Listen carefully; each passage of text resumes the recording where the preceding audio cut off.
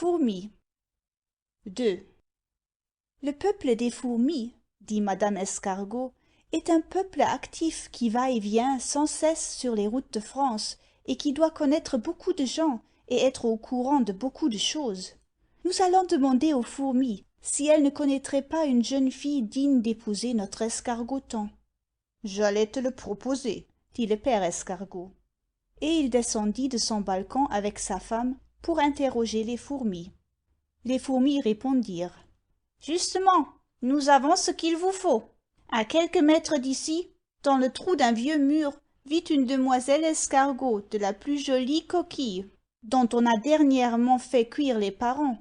La pauvrette est toute seule au monde. Elle ne restera pas seule longtemps, s'écrièrent ensemble monsieur et madame Escargot. Allez, je vous prie, la demander en mariage pour monsieur notre fils. Les fourmis se mirent en route et arrivèrent près du vieux mur où l'orpheline pleurait ses parents qu'on avait fait cuire. Elle fut si heureuse de la proposition qu'elle accorda tout de suite sa main, même sans le connaître, au fils adoptif des vieux escargots, et qu'elle s'y mit en marche, en bavant de joie tout le long du chemin. Mais elle n'avançait pas vite.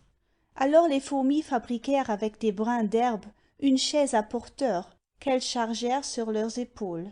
Et c'est ainsi que la pauvre orpheline arriva, après plusieurs jours, au chou de ses beaux-parents et dans les bras de son fiancé. Fin du chapitre 7.